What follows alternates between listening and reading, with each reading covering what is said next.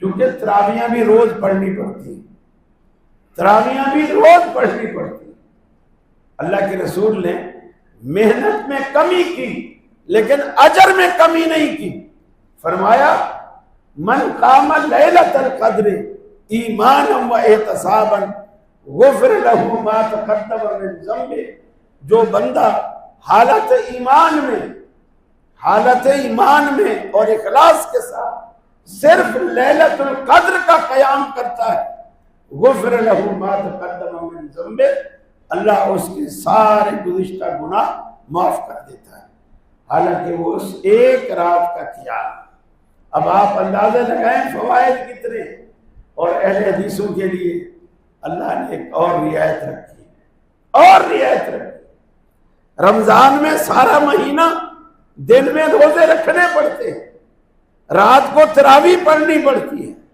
شب قدر میں قیام کرنا پڑتا ہے، لیکن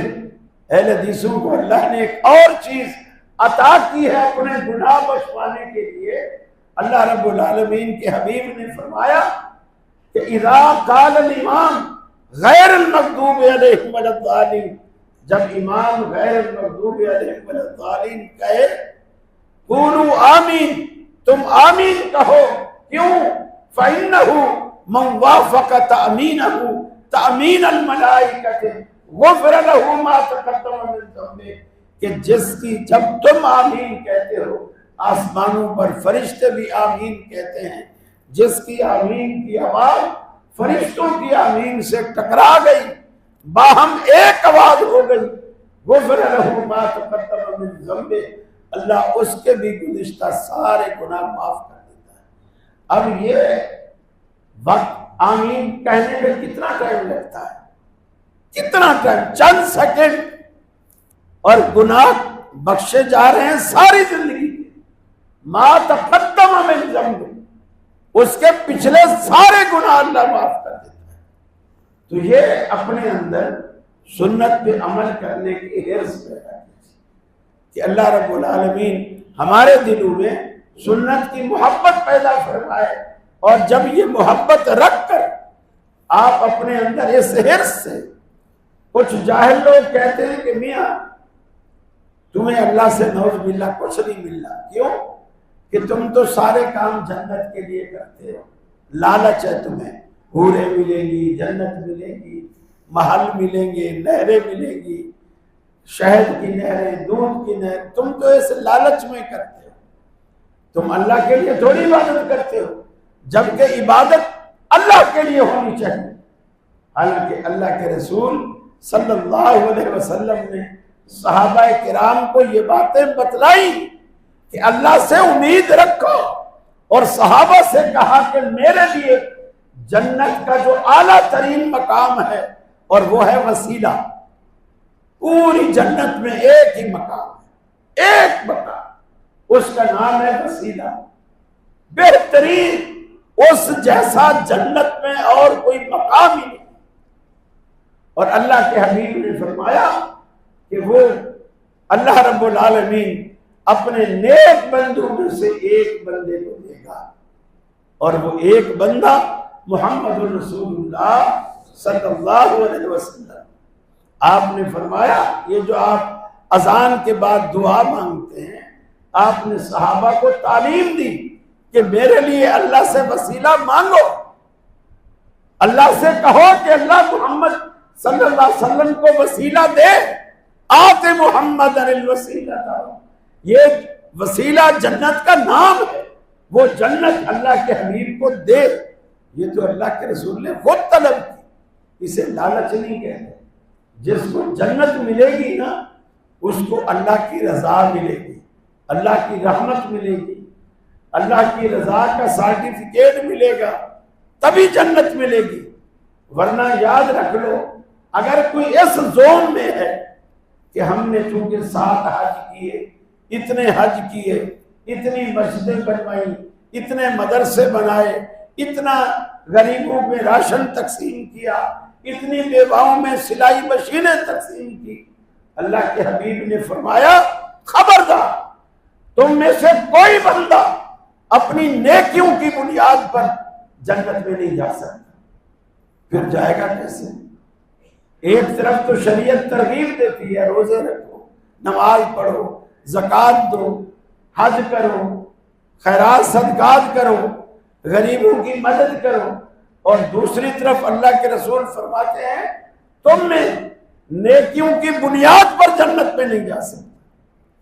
جو بھی جائے گا اللہ کے فضل سے جائے گا، اللہ کا فضل ہوگا تو جائے گا۔ اس لیے اللہ کا فضل بھی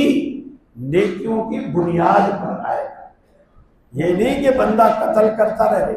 زنا کرتا رہے، شراب پیتا رہے، چوریاں کرتا رہے اور اس پر اللہ کا فضل آ جائے گا اور جنت میں چلا جائے گا۔ نہیں، اللہ کا فضل آئے گا اسی پر جو نیک ہوگا، لیکن فرمایا جنت ملے گی اللہ کے فضل سے۔ حضرت عائشہ جب رسول اللہ گھر آئے، حضرت عائشہ رضی اللہ تعالیٰ عنہ نے پوچھا اللہ کے رسول آپ نے جو یہ بات کی ہے کہ کوئی بندہ اللہ کی رحمت کے بغیر جنت میں نہیں جا سکتا، صحیح مسلم کی روایت، آپ نے فرمایا، حضرت عائشہ نے پوچھا آپ نے جو یہ فرمایا کیا آپ بھی جنت میں جانے کے لیے اللہ کی رحمت کے محتاج ہیں؟ رسول اللہ سے پوچھا جا رہا ہے کیا آپ بھی جنت میں جانے کے لیے اللہ کی رحمت کے محتاج ہیں؟ حضرت عائشہ فرماتی ہیں رسول اللہ نے اپنے دونوں ہاتھوں میں اپنا سر مبارک یوں پکڑا اور فرمایا عائشہ قسم ہے اس ذات کی جس کے قبضے میں، جس کے ہاتھ میں محمد صلی اللہ علیہ وسلم کا سر ہے، اگر مجھ پر بھی خدا کی رحمت نہ ہو تو میں محمد بھی جنت میں نہیں جا سکتا۔ ہم کس کھیت کی مولی ہیں؟ ہم کس کھیت کی مولی ہیں جب اللہ کا نبی کہتا ہے مجھ پر بھی خدا کی رحمت نہ ہو تو میں بھی جنت میں نہیں جا سکتا۔ میرے بھائیوں، یہ پیروں فقیروں کے چکروں میں نہ رہو۔ ہم یہ جو اللہ کے رسول بات کر رہے ہیں کائنات میں ان سے بڑا پیر ہی کوئی نہیں۔ جنت کے 8 دروازوں میں سے کوئی در ایسا نہیں ہے جو رحمت عالم کی دستک کے بغیر کھل جائے، ہر دروازہ رحمت عالم کی دستک سے۔ جب آپ دستک دیں گے فرشتہ اندر سے کنڈی کھولے گا، آپ اپنا تعارف کروائیں گے، اپنا نام بتائیں گے، وہ فرشتہ کہے گا، حدیث میں آتا ہے وہ فرشتہ کہے گا مجھے یہی کہا گیا تھا جب اس نام کا بندہ آئے تو دروازہ کھول دے، یہی کہا گیا۔ وہ شخص جس کے نام پر جنت کے دروازے کھلیں گے وہ یہ کہتا ہے کہ مجھ پر اللہ کی رحمت نہ ہو تو میں بھی جنت پہ نہیں جا سکتا۔ تو ہم اپنے بارے میں سوچیں ہماری کیا حیثیت ہے، ہم کیا، ہم تو ان کے جوتے کے تلوے کی خاک کے برابر بھی نہیں، اور زوم کتنا ہے، اطراء کتنا رہے ہیں، بے فکر کتنے ہیں، دامن نیکیوں سے خالی، گناہوں سے لبریز، پھر بھی اللہ کا ڈر نہیں، اور ان کا دامن نیکیوں سے بھرا ہوا اور دامن میں گناہ کا کوئی داغ نہیں، پھر بھی اللہ سے ڈرتے ہیں، اللہ سے ڈرتے ہیں، اتنا ڈرتے ہیں کہ حضرت عائشہ کہتی ہیں میں نے خود اللہ کے رسول سے التجا کی اور عرض کی کہ اللہ کے رسول اللہ تعالیٰ نے آپ کو تو جنتوں کا وارث بنایا ہے، جنتوں کا وارث بنایا ہے، تو آپ اتنی عبادت کرتے ہو، رات رات بھر جاگتے ہو، قیام کرتے ہو، آپ کے پاؤں سوج جاتے ہیں لمبے قیام کی وجہ سے، ہمارے پاؤں تو بیٹھنے سے سوچتے ہیں۔ یقین مانیے آپ یہاں سے وہاں تک کا سفر کر کے دیکھو، بس میں سیٹ پہ ہی بیٹھے ہو گے،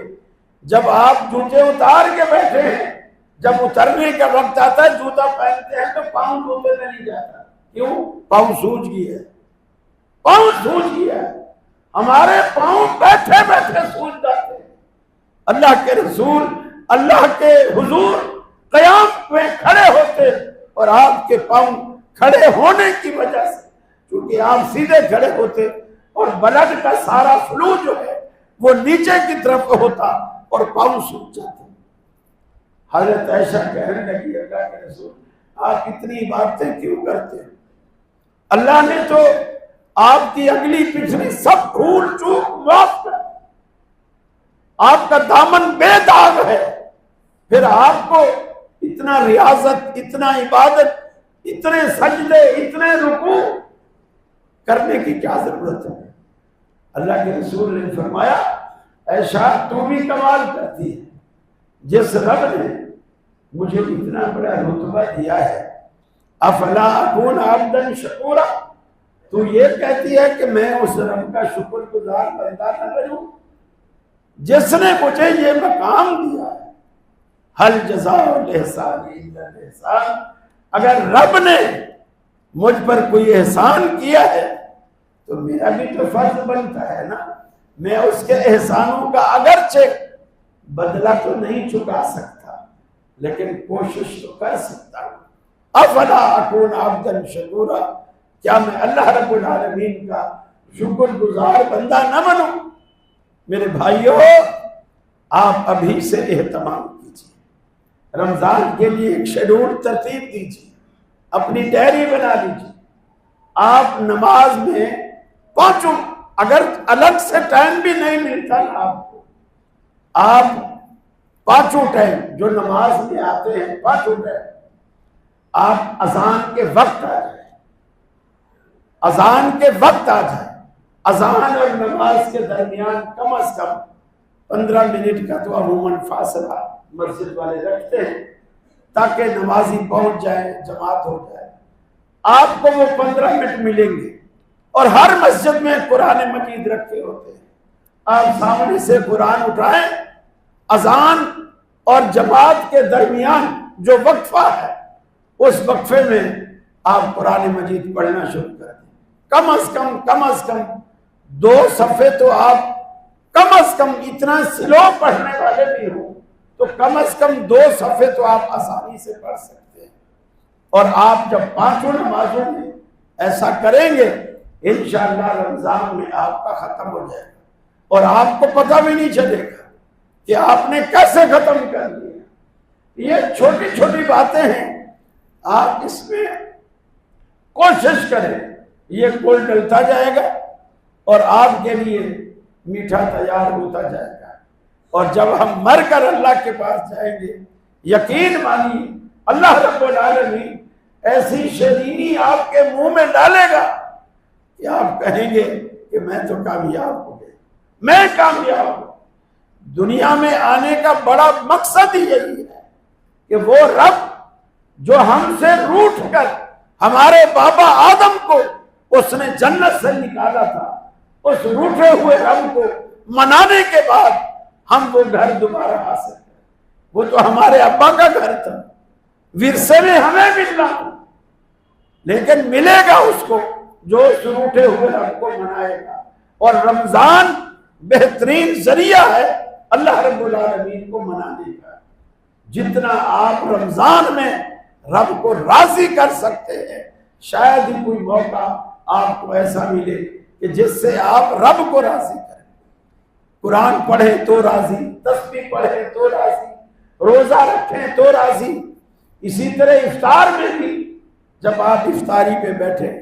بجائے اس کے کہ شور مچائے، اوے جلیبیاں ادھر لا، اوے پکوڑے، یار مرچی والا پکوڑا پلے کر، آلو والا ادھر، یہ شور شرابہ کرنے کی بجائے آپ جو دیکھو آپ کے نصیب میں ہے وہ مل رہا ہے، وہ کہیں نہیں جاتا، وہ کہیں نہیں جاتا۔ آپ کے نصیب میں اگر کوئی چیز امریکہ میں بھی لکھی ہے یقین مانیے وہ ڈبہ چل کر ادھر آپ کے پاس آئے گا۔ کیسے آئے گا یہ ہم نہیں جانتے، لیکن آئے گا چونکہ وہ آپ کے نصیب میں ہے۔ آپ اس ٹائم سے فائدہ اٹھائیں۔ فائدہ کیا اٹھائیں؟ اللہ کے رسول نے فرمایا افطار کے وقت میں روزے دار کی دعا اللہ قبول کرتا ہے۔ افطار کے وقت روزے دار کی دعا کو اللہ قبول کرتا ہے، تو آپ اس وقت کو دعا میں صرف کیجیے۔ یہ قبولیت کی گھڑی ہے، اس کو دعا میں صرف کیجیے۔ دل ہی دل میں، بھلے آپ کو لوگوں سے شرم آ رہی ہے آپ نہ وہ کریں، دل ہی دل میں اللہ رب العالمین سے کہہ ڈالیں جو آپ کہنا چاہتے ہیں۔ اپنے اگر گناہوں پہ ندامت ہے تو ندامت کر ڈالیں، آپ کی کوئی تمنا آرزو ہے تو اللہ کے آگے وہ رکھ، اللہ رب العالمین دیتا ہے، نوازتا ہے۔ تو آپ ان لمحات سے فائدہ اٹھائیے، اور انشاءاللہ جب عید والے دن روزہ رکھنے کے بعد، رمضان پورا مزدوری کرنے کے بعد، عید والے دن جب آپ عید کے میدان میں بیٹھے ہوں گے دامن پھیلا کے، آپ کو اندازہ بھی نہیں ہوگا کہ آپ کے دامن میں کیا کچھ آ چکا ہے۔ آپ کی جھولی رب ایسے بھرے گا کہ یہ میرا وہ مزدور ہے جس نے پورا مہینہ مزدوری کی اور آج مزدوری لینے آیا ہے۔ اور رب العالمین تو کسی کی مزدوری رکھتا نہیں ہے، وہ آج کل کے سیٹھوں جیسا نہیں ہے کہ سارا دن خون پسینہ اس کا نکلوائیں گے اور شام کو مزدوری مر کے دیں گے، اور پھر بھی اس میں سے کچھ 100 بچا لیں گے، رکھ لیں گے، جو طے کیا ہے وہ نہیں دیں گے، روک لیں گے۔ اللہ رب العالمین تو ایسا مہربان ہے، ایسا بادشاہ، اس کے خزانے میں تو کوئی کمی نہیں ہے۔ نہ صرف یہ کہ وہ روکتا نہیں بلکہ اس کی مزدوری سے زیادہ دیتا ہے، احسان کرتا ہے۔ لہذا آنے والے مہینے کے لیے ابھی سے کمر کس لیجیے اور اپنے آپ کو تیار کر لیجیے۔ حضرت عائشہ فرماتی ہیں رسول اللہ صلی اللہ علیہ وسلم شعبان میں روزے رکھتے رہتے، جب رمضان بالکل قریب آ جاتا پھر آپ روزہ چھوڑ دیتے، اس لیے کہ آپ رمضان کے لیے خود کو پھر تیار کرتے، اس لیے کہ رمضان کا روزہ آپ پر فرض ہے۔ باقی انشاءاللہ العظیم زندگی رہی تو آنے والے جمعے میں ہم رمضان کے مسائل، احکامات کہ جو لوگ روزہ نہیں رکھ سکتے